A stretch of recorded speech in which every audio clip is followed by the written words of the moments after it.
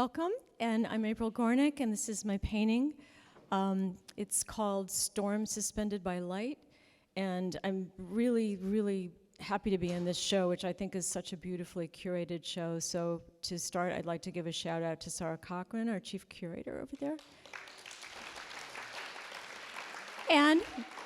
But wait, there's more, and Eric Fischel. So.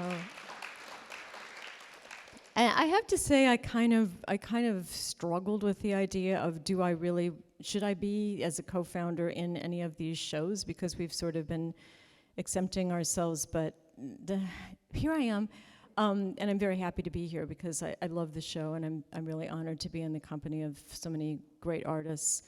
And so just to give you a little background on, and feel free to interrupt me at any time, because I want this to be a conversation, not a formal conversation, but really a conversation in the spirit of a program that we've just started called Insight Sundays, which is, the idea of which is to have an artist speak about one work of art, theoretically. So you would have a conversation about a work of art that could be digressive and lead to other topics, and it's all fine, because it's all meant to be like the way that your mind, when you're making art and looking at art, tends to be digressive and moves on to other subjects and other references, and that's such an integral part of art and art making.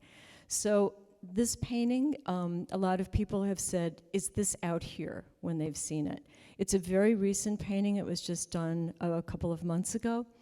And finished a couple of months ago, I should say. It took me literally 5 months to get this painting done, which is an unusually long amount of time. I struggled while I was doing it to understand why it was being such a problem painting. And I also wanted to not hate it when it was done, which has happened to me when I've had really a tough time with some particular work, although I've never spent so much time as I've spent on this painting. If it looks familiar, it is from that spot, which I can't identify by a particular place name, when you get off the ferry coming from Connecticut, from Bridgeport to Orient, and I'm sorry, New London, bad with math, bad with directions. So when you get off the ferry and then you start in toward here. And it's the place where I always look and I think, oh my God, I'm home. This feels so right. I'm so happy to see it. And when I saw it this one July day with some friends and Eric, there was an impending storm that was kind of moving across the horizon, and this kind of golden yellow light that was pervading it, especially at the horizon line. And when I went to make it, I took many photographs. I work, I should say, from Photoshop. I work from paintings that I've seen. I make up things sometimes. I usually work out a sketch for a painting that I'm going to do in Photoshop. And I'm not the sort of artist who looks at a blank canvas and says, what shall I do today? I never do that. I want to have, I believe in, if I'm very lucky, having a kind of a vision for a painting. And I don't mean that lightly. I mean, it's like so much about my eyes and a certain kind of way of seeing. And what's important to me is that I recognize something that seems important in a picture, in a photo, in something I've seen, or in something I'm imagining. Like the familiarity, the closeness to me is an essential part of the way that I choose to make something. So I had a photograph. I have many photographs of this, and then as I began to work on the image, I realized I wanted it to be really looming and close to you. When you're on the beach looking across at this, it's much further away than it looks here. It just is. But I kept seeing it as in a kind of an enveloping presence, and then just to let you know, my photo sketch for it that I manipulated a lot in Photoshop did end up being similar enough to the photograph that it had fundamental elements from what I had seen. For instance, the sky was kind of pink and blue, and And as I began to paint it, it took on these whole other colors. This has happened to me before. It's just an intuitive thing.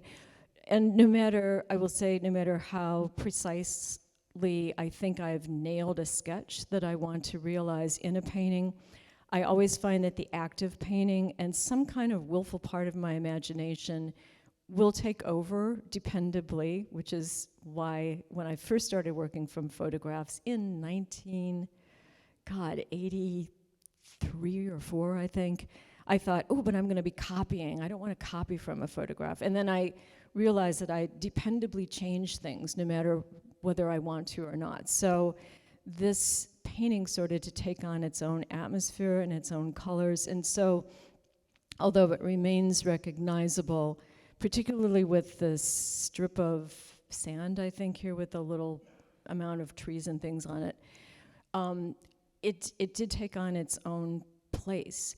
And place for me in my work is pretty much the most important thing that I'm dealing with. Well, excuse me, light and place, I should say, because my old dealer, Renato Danese, God rest his soul, he passed away, had said at one point, light is the protagonist in your work. And I thought that was so concise, because it absolutely is. And it's something that I've been meditating on forever, since I've been doing landscapes. The other thing that I've wondered about forever, I'm just going to wander in this talk, but the other thing that I've wondered about forever is why landscape, particularly? I mean, and why landscapes without people? It seemed natural to me to work with landscapes. It seemed absolutely right to not include people in them.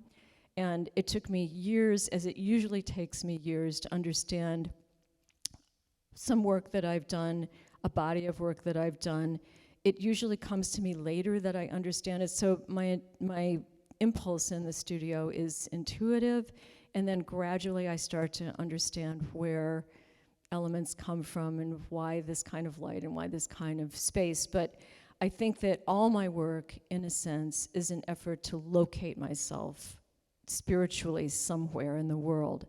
And for me, for whatever reason, the imagery or the mechanism for that is landscape. I want a lot of space, and I want a lot of light, or I want a very particular amount of light, but I do want a sense of that, and also to express, I think I'm expressing temporality and a certain kind of mortality that we all experience as people. So in that sense, it's a really spiritual endeavor. And I don't by that mean religious. I was raised Catholic, so I grew up inland in the suburbs on the southeast side of Cleveland. I used to go to Lake Erie sometimes with my dad because we'd be visiting my inner city Slovenian relatives who lived there. And sometimes he'd drive to the big piers that went out into the lake. Lake Erie is like a really shallow lake, and the whole time that I was growing up there, it was incredibly polluted. I mean, that was like when people all made fun of the Cuyahoga River burning, which is a river that lets out into the lake. The fish were all dead. I mean, it was horrible. It's actually recovered considerably, although it's full of invasive species. Now I'm really digressing.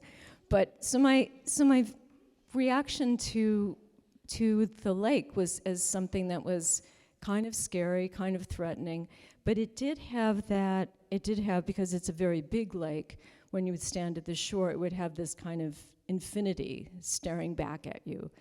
And this is something that I think I've been working with my whole life, my whole art life anyway. And that for me is kind of an essential truth, I guess. I mean, our mortality and the way that we position ourselves in life, and the way that we cope with it, and the way that we try to make the world better and stitch together our relationships to it, for me, has to do with the fragility of everything. And that's what makes life worth living, and that's what makes painting worth painting. So that's basically, I think, where my subject matter essentially comes from. But so anyway, so I did this painting, and I think one of the reasons that it was so difficult to do is because the atmosphere is so incredibly humid. It's almost all water. So in a way, this really makes sense in this show. I mean, it's so completely the way that the light is suspended, of course, is because there's particles in the air that are kind of holding it. And because the storm felt that it was just about to hit, it felt like the light was keeping it back, in a sense, so hence the title. There's also a feature in this painting that I've dealt with before, which I really like, which is that the little strip of sand and the small bits of foliage or whatever, landscape on either side, are for me a kind of a hinge, that in a sense the whole painting rests on that one line, and it's an essentially tenuous line, and the hinge of it is something that I find beautiful and significant. And I can't really explain it more than that, except that, again, it goes with that, the fragility, the temporality of things, et cetera, et cetera. So that was, I guess, why it was so difficult. Plus, it's always hard to paint. Do you know that these are called virgas, these rain showers that come down and don't quite touch the ground? They tend to evaporate before they get down to the ground, and they're called virgas, which is kind of a cool name. But it's always hard to paint them. So that's I gave myself that problem. And so that's basically the genesis of the painting, but it also goes back to a lot of work that I have done that is significant for me. And I've been painting landscapes since 1979, I think, was when I first started doing them. And I did them reluctantly because I had been trying to be a conceptual artist at the Nova Scotia College of Art and Design. And I was trying to be one of the cool people there, and that would have been cool, but I'm not a conceptual artist. And I kept making these objects that had poetic elements in them, and I just was drawn to them significantly and inextricably. So I found that I couldn't really convince myself to be the kind of austere conceptual artist that I had in mind for myself. And then after having gone to Europe and seeing all sorts of, I just went by myself after I graduated, and I saw a lot of museums and a lot of work that I'd seen in books, but I'd never seen in real life. And having had that experience just blew my mind, but I still wasn't going to be a painter at that time. I still was trying to be something conceptual. But it was having seen a painting called The View of Delft in Holland. It's at the Maurice Wyss Museum. And this is without realizing what I was doing, but it was like being hypnotized by someone, where I was going through portrait galleries. You know, there's tons and tons of portrait galleries at this museum, and I came across this painting, and it stopped me in my tracks. And when I saw it, I realized I was seeing something that was significant, but I wasn't even thinking to myself, oh, this seems significant. I just couldn't stop looking at it. And then I went on, and I've finished my trip, and I came back, and I started working in my studio, and boom, a little while later, I kind of inadvertently made a landscape, which scared me, because I knew what was cool to do, and landscape was the most uncool thing. So why? But then I literally couldn't stop, because it seemed so important to me. And I'm still trying to figure out why, so I always invite anyone that's listening to me talk about them to tell me what they think is the problem or the plus of doing this. But I know it has to do with a kind of a spiritual location or relocation of my soul outside of myself. I know that landscape for me represents all sorts of metaphorical possibilities. I like that landscape is the furthest thing from me as a person, as a human being, and yet everything about me informs why I make them and how I make them, because I am a human being. So there's a kind of an essential paradox there. The way that the paintings are scaled, for instance, is something that I started painting really large, really soon after I started working with landscapes, and I absolutely had to have them be a little bigger than my physical self, which is, as a human being, somewhat short, which I hate to admit. But basically we have certain physical characteristics. We read right to left, left to right, sorry, in this culture, where we stand between about 5 and 6 feet, typically. We have a symmetry that we all rely on. And then the way that painting can be enveloping is something that we all, I think, understand in terms of our size. So if you have a small painting, you'll get a sense of it being a miniaturization of something that you can enter that's more with your mind. But when you have a big painting like this, actually the way that it surrounds you can be literally immersive, because it's kind of the size of your body. But I don't really want to imitate a grand scale that's like mural sized or something like that. I prefer an intimate encounter with immensity. And now I'm stealing the title of a chapter from a great book that I read called The Poetics of Space by Gaston Bachelard, which literally changed my life, this book. It was so amazing, talking about space and the way that we occupy it and the way that we poetically understand ourselves outside of ourselves. And I think that's the essence of poetry as well as painting, for me. And then you can see that I paint very flat. I don't have a lot of bravura brush strokes. There's brush strokes when you get up close to it. You can see where the hand is in the painting. And it's also very, very important to me that someone now and in the future can feel the presence of someone that was a human being that made this thing, so that there is a kind of embodiment of the way that my intent lives in the painting beyond myself. And I don't mean that in some sort of grandiose way. I mean that in some sort of like reach out to the other person, the other, civilizations and societies and religions and people that all are on this planet, that this is a way of containing a person's actual presence that is very, very specific to me. And I worry a lot. In this computer age, it's wonderful that we have computers, and I use computers to sketch. I've just said that.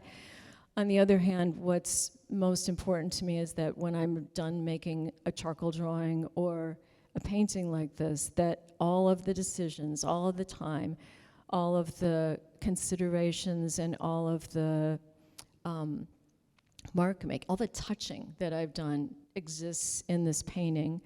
I've just been reading this amazing book called Sentient for a while, and the author talks a lot about our senses, and she talks about the way that we have actually not considered all the senses that we depend on. For instance, you can talk about touch, but she thinks of proprioception, which is the way that your limbs and the rest of your body connects back to your brain and informs you about where you are in space, how you move in space, et cetera, there's many, many, many more senses than we typically acknowledge, because we're so used to saying the 5 senses, blah, blah, blah, blah, blah. So I'm not going to name them, but as far as sight goes, there's actually, because this is a painting painted by hand, there's actually an amount of touch in this, and my own proprioceptive experience with it, like the size of the brush, how much color, how many layers, et cetera, that are actually a significant thing that lives in this painting. And I think of paintings absolutely as, you could call them machines, you could call, I don't think you can call it a being, but I do think of them as being able to generate responses to other people and across all sorts of boundaries. It's fascinating to me that contemporary painters in China paint like contemporary painters here. There seems to be this universal language that's developed. And like music, I think that there are things that are fundamental, even if they're reading right to left instead of left to right. There's like a kind of an absolute. Also, a lot of my work is very symmetrical. There's a certain kind of symmetry in most of what I do. And I was listening to this excellent panel with here that Scott Bludorn, Steve Miller, and Cy Keener had the other day, which is a lot about science and art, the way that they've been inspired and affected by science and art, and a certain kind of perception about ecology and the climate crisis that we're in. And at one point, Steve had mentioned that particle physicists, when they're faced with a very difficult equation, you know about quantum mechanics having like two possible outcomes that are equally true? Like Schrodinger's cat, is this making sense to you? I think everybody's kind of familiar with this at this point. I mean, the long story short, in quantum mechanics, something could or could not be in the same spot. And it's a real thing. It's not, it's something that actually can even be manipulated now in terms of computing, but that's a whole other topic. But I was thinking about how, after he said that scientists have deliberately chosen the correct way of determining an equation's accuracy based on beauty, that beautiful symmetry, and specifically beautiful symmetry, seems to be the thing that makes scientists feel that that's true. So, and then he referenced my favorite Keats quote, "Beauty is truth, truth, beauty, that is all you need to know." And I mean, I think I'm saying that a little bit wrong, but I mean, I kind of go by that. And to me, one other thing is that emotionally in these paintings, because I do intend them to be emotional, but I intend them to be able to be interpreted openly by anyone looking at them. Someone might look at this and think, this is so peaceful, this light is so glowing, I feel so comfortable. Somebody else is going to look at the storm and go, yikes, I would beat it out of there if I were standing there now. So there's the emotional complexity in the work, that there would be light that kind of hangs onto the quickness of things, the lifeness of things, versus darkness, which could imply threat, but is also a kind of beauty in itself. The conflation of those two things and the existence of those two things in a work of art, to me, are something that I've meditated on by painting forever in my life. So that's not something that I take lightly. It's something that is like an essential part of what I realize now I'm trying to do. Although, again, as I said, when I first started working, somebody's cell phone is ringing. When I first started working, it was just intuitive. Like, I couldn't figure out why I wanted to paint landscapes. So I'm giving you like a kind of a general sense of why I think I do what I do, and it's likely that at some point I will just, I just keep adding to this, my own understanding of myself and the world and the paintings. Oh, and for a long time I had this artist statement on my website that just said I want to make paintings that are beautiful and move people and blah, blah, blah. And I meant all of that. I still mean all of that. I want people to be sucked in by beauty, because I think that it's a very essential part of how we are inspired to live and keep living. And beauty is in so many different forms of behavior and expression. But I never have been one of those artists who would talk about work but would not want to say something like, well, you don't say beauty because people don't talk about paintings anymore as beautiful. Or I don't know if you know that this happened in art speak, but at some point people were like, no, don't say beauty or poetry.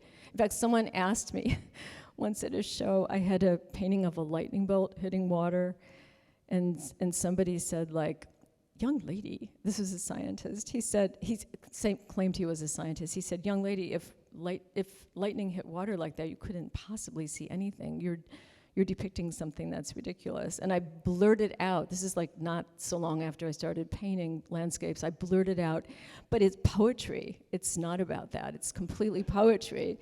And it was the first time that I kind of acknowledged inadvertently to myself that that is what I was really trying to do. So that's, you know, that's from way back then to right now. You know, years and years and years of this being like a seemingly limitless meditation for me. That, anyway. Oh, and sorry, so I was going to say this thing about the website. So for years I had this website line that just said that I wanted to move people with the work. I wanted them to be emotionally engrossing, blah, blah. And then just a couple of years ago, I just got so freaked out about climate. I mean, it's not like I hadn't been worrying about it, but I thought I have to say something. I have to say that I hope that people would look at my work and think, this is worth saving. This is something we can't let be destroyed. It's not just about us, because sort of emphatically working with things outside of myself too has made me think more and more about all of the other creatures, all the other sentient beings, and by that I mean all the animals that feel anything, are important and should be shared. The planet should be shared with them. So I hope that people pick up on that or get a sense of that importance from looking at the work as well. Go ahead.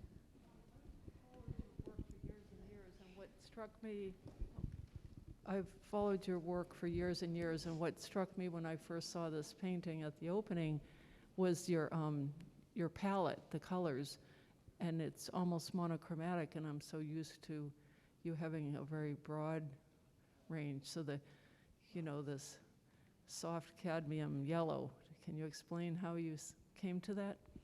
Yeah, well, that was, as I said, I don't know if you can see this, but this is like purple and blue going across the strip of sand. It has like other weird colors in it, but there is a huge mass of warm variations on oranges, ochres, yellows, browns, et cetera, et cetera. It's not unusual for me to work monochromatically. I actually did a lot of paintings in the 90s that I thought of them as grisaille paintings, that they were essentially all sorts of shades of gray with just the tiniest bit, say, of like green or something like that. So it's actually not unusual for me to work in a more monochromatic fashion. And I mean, I could show you work that amply proves that. But this painting, as I said, I had intended it to be more colorful, and it did it by itself. I take no responsibility. It was just in order to, when you're working, when I'm working, when you're working, maybe, but when I'm working for sure, when I get towards the end of the painting, I'll keep, at a point when it's all sort of filled up, I'll start stepping back from it and looking at it, and my eye will, I would think most artists have this phenomenon, my eye automatically goes to places that are wrong. It's like, I don't know what exactly that's analogous to, but for me that happens all the time. So I was stepping back and then going in and working out something. It could be like a little section or a little piece of color, or it could be the whole yellow section in the middle. This painting was repainted so many times it's sick. But there was a point at which I was looking at the top of it, and I needed to make it more homogeneous because I wanted it to be so much about the movement of the storm coming across and then the pouring, like that there was this kind of pouring action, and then the way it circles around. So there were certain things that guided it and certain things that I think nudged it into a more monochromatic direction. But for me, looking at the painting, I see perhaps more color than you're seeing in it because of the variations of the shades. To me, are all different colors. So I actually don't think of it as monochromatic per se. I know what that looks like. And when I underpaint, I always underpaint paintings before I begin them. So there's like a whole other color palette underneath this. But when I do an underpainting, that's truly monochromatic, because I tend to use just, like 4 or 5 colors or 6 colors for the underpainting itself. And that's just to work on it and give the surface some depth. Go ahead. Thank you so much for talking about your process. Thanks for talking about your processes as beautifully as you have. Couple of things that really keyed for me when you mentioned intimacy and symmetry. And what's interesting for me about this painting is you've got the sublime happening in front of you, this transcendent kind of moment, but with the symmetry of the ground on the right and the left, it's almost like you've got this entreaty, like this prayerful holding of the viewer that you're looking into. It's not just a gorgeous landscape, but you're being held and grounded for you to look at. And it reminded me of this Bob Dylan line when he was talking about Leonard Cohen. He said, "We're all writing songs, Leonard's writing prayers."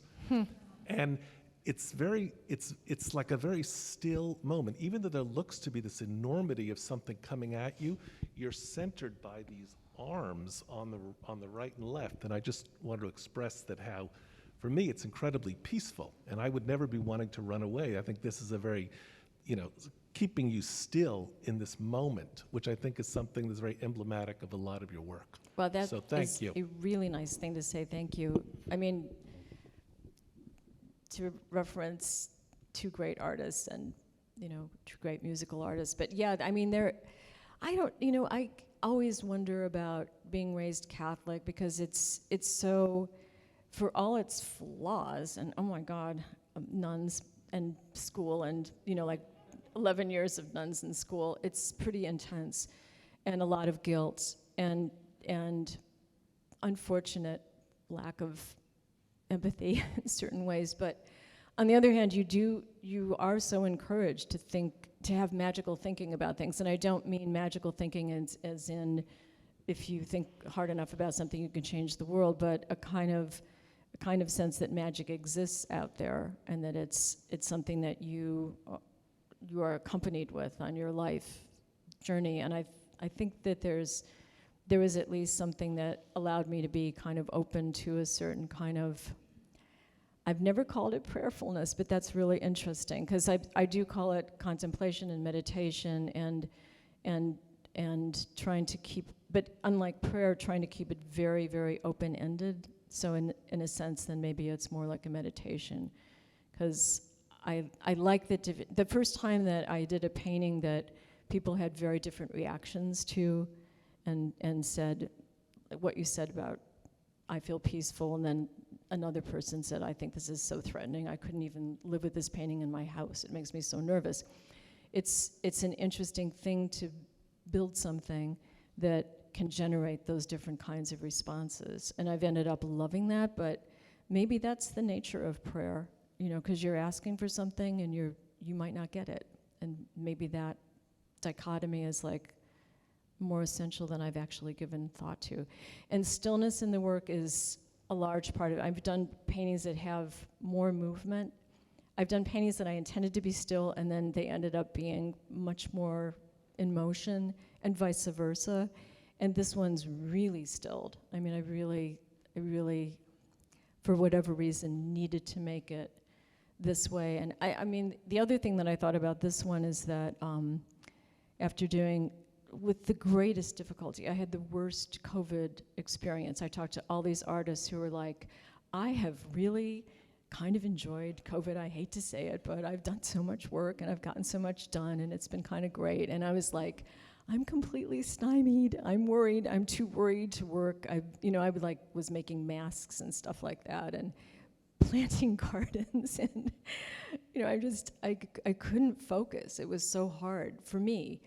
But then as I've kind of worked my way out of it, this sort of feels like what I ended up with, in a sense. I really feel like it's too early to say that emphatically, but the other paintings that I did, the couple other paintings that I did during COVID were quite different from this. And then this has its whole other atmosphere.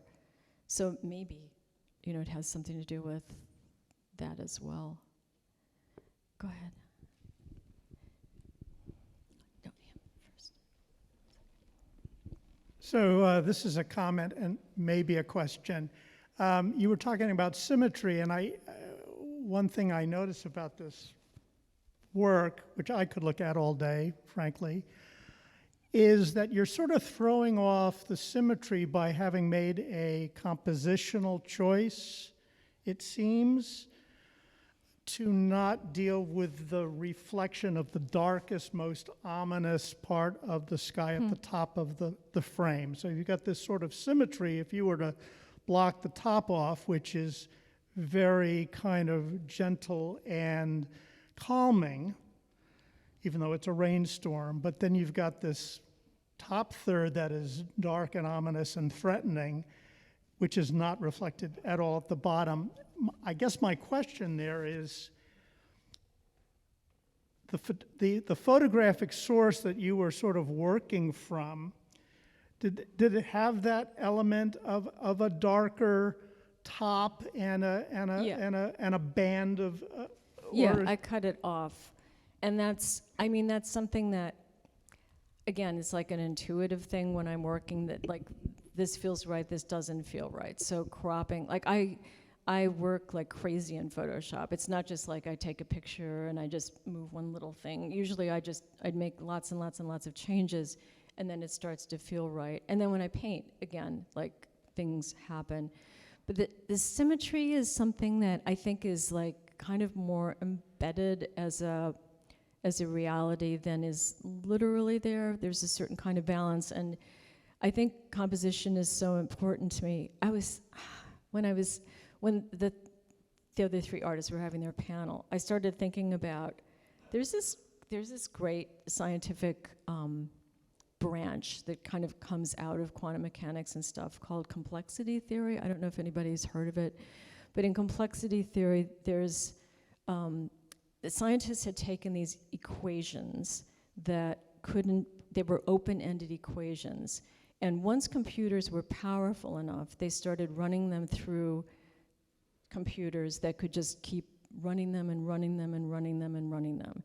So they just kept spitting out what seemed to be an endless amount of chaos. But actually what happened was these equations started self-organizing, and there would be specific peaks and patterns that developed, and out of that came artificial life theory and a certain amount of artificial intelligence. And when I was reading that, I was like, this is just like art. Because you start with something that is semi-orderly, you make it more chaotic, and then you make order out of it. So I think that there's something it's kind of the opposite of entropy. I love this science, this branch of science, because it kind of stands in opposition to entropy as a kind of a governing principle of the world, as trying to order itself and trying to recreate itself. Because the way that this was applied to artificial life theory was actually that they found that similar equations would actually start to organize themselves to repopulate, then they die off, then they come back again, which doesn't that sound like life and how it happens on this planet? So it's kind of an essentially optimistic branch of science that fascinates me.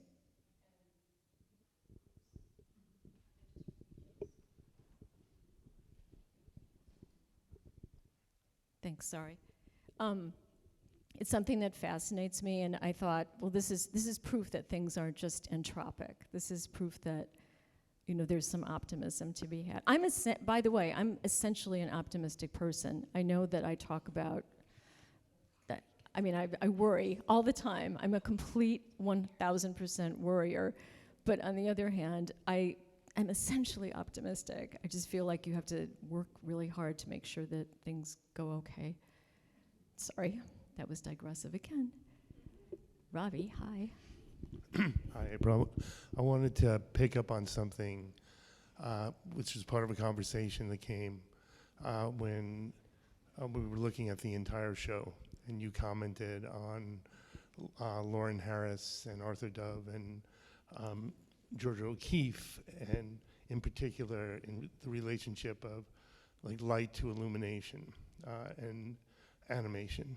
So can you talk about that a little bit in this painting? Yeah, we had a really nice conversation about this that led to me. It's when I was talking about the way that paintings can generate reactions in people, there's also, I think, a way that, I mean, in this painting, there's a lot of stylization. It's realistic, but it's not really realistic. I mean, the colors aren't really realistic exactly. The forms have been altered. There's certain things that are more realistic in it that might look more imagined, but the whole way that this school of art that I really, really love, which is early mid-century American art, and includes Arthur Dove and Georgia O'Keeffe and the Canadian Lauren Harris. His little painting is up next to the Malcolm Morley there. You can just see it up top, or maybe I can because I'm on a high chair. But there's a certain kind of way that a certain amount of abstraction, to me, animates realist art. And I try to, again, like kind of embed that. I loved actual detail in painting, as you can see, and I want that to be there. But there's a certain point at which to flatten something out, or to slightly abstract it, or to make it too dark, or to make the contrast too extreme, or to reduce, like there's an amazing amount of reduction in the amount of information that used to be in the sky here, which is all kind of paring it down to a certain kind of essential. And I think that animates it, and it animates it because of my imagination as a human being interpreting it to a certain extent. But it's also, go ahead. I think the other thing about stillness, and it's particularly stillness where you have more emphasis on reflection than shadow, is that it brings you to that place where things become illuminated, again, spiritually. Certainly it's in all that. I also have to say, just sort of comically, I keep on thinking, and I'm not going to get this right, it may have been someone interviewing the Dalai Lama who said,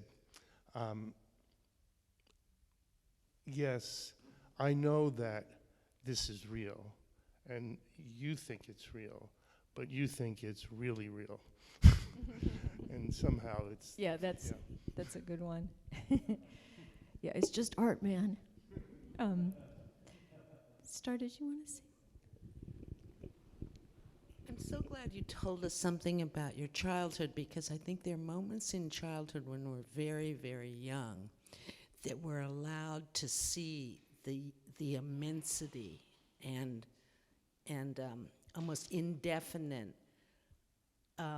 all at once, like we have a glimpse. We have a glimpse through the corporal life we're in to some great immensity. And when you were talking about your father taking you to Lake Erie, and when you were small, and that moment when you saw something, and it reminded me of a sort of a double compression of luminosity, because it's a huge lake and it's a huge sky, and they were meeting, and you must have seen that. Yeah. And somehow glimpses of that also come with glimpses at a young age of mortality, because we have no reason to think about mortality at a young age. But I just want to say that when I was 10 years old on my birthday, I remember I was alone, I was in a park, and I remember saying to myself, there will never be one digit after my name again. From now on, for the rest of my life, there will always be 2 digits.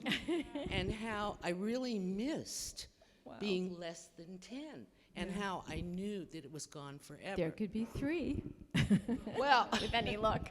Anyway, so if you can talk about that moment again, and how you saw something, but you also learned at the same time that it wasn't part of corporal life, that it was... Yeah, because, I mean, this is kind of, I mean, like all artists, I had difficult childhood, And my father had a certain amount of mental illness, actually, but not at the time that I'm referencing that was particularly manifesting. But I remember going on vacation with him, and this was like early teens, going out to Lake Erie for like a week's vacation. There were these little cottages you could rent with my grandmother, who always bought us like cinnamon buns and things we didn't have at home. It was great. It was like a joyful time.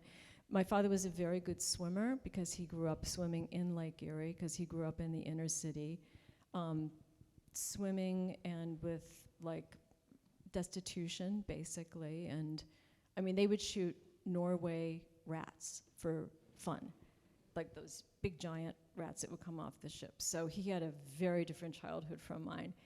And he was a very interesting person. He was a jazz musician. He was really kind of brilliant and very funny, and but very deeply, deeply, deeply troubled.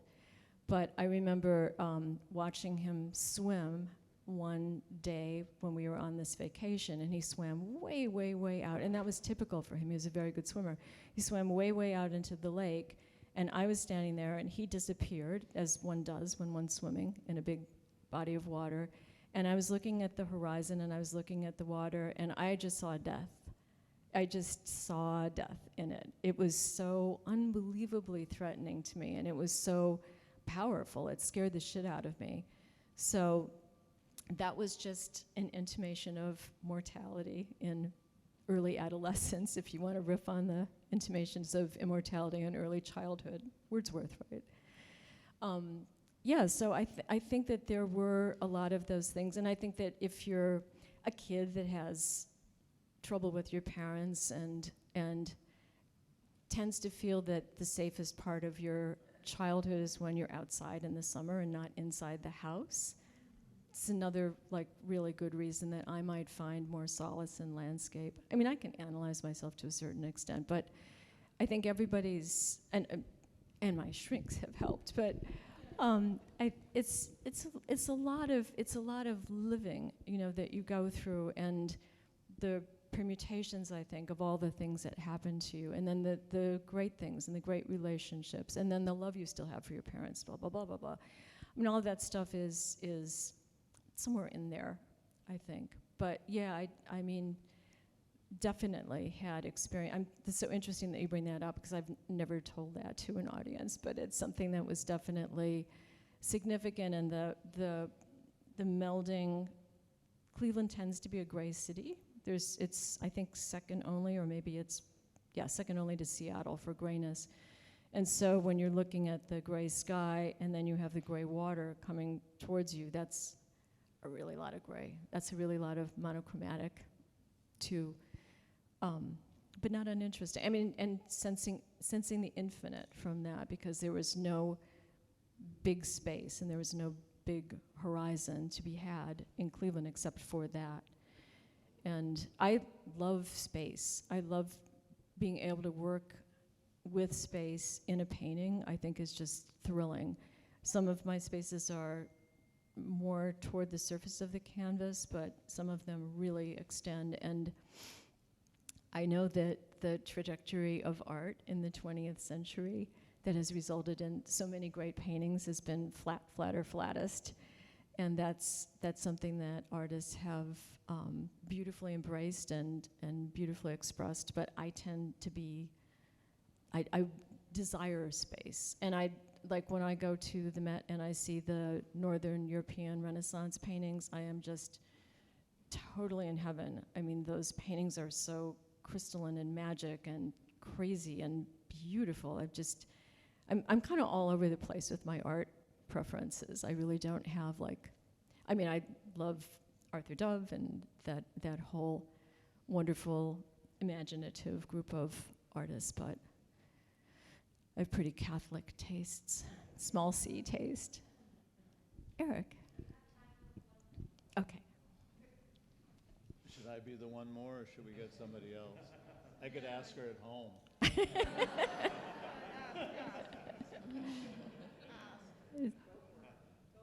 I think they're letting you have the mic. Okay, Letting you thank have the you. floor.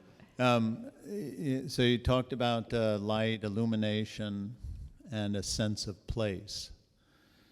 But you and I have talked about for many years weather, and that is an element that's part of the whole cosmology of your work. Could you talk a little bit about that, the role of weather? I think of it as like emotional language that lives in the paintings, but this, again, it's one of these things that can mean different things to different people. Was there something that you're remembering that I should have said?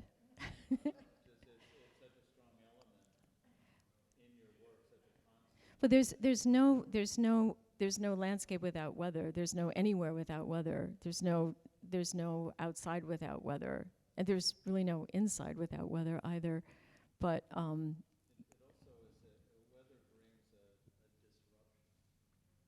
well, weather. I think what I'm doing is disturbing my own little universes that I make with weather, with place, with space, and then I'm getting them to sort of cooperate in a way that can be meditative, that can hold some kind of emotional information for me and for the viewer, and I'm getting them to cooperate, or I'm forcing them to into some sort of compositional sense that can give to somebody. It's an act of giving, painting, but of course I'm doing it for myself. By the way, Eric is the sort of person that paints with an audience in mind, and I'm just by myself in the studio. We don't have the same kind of private studio behavior in a way mentally, which I think is fascinating, because I know a lot of artists think about an ideal audience for whom they're painting, which I totally get, but I can't do that. Everybody seems so different to me. It freaks me out. Anyway, thank you so much for coming.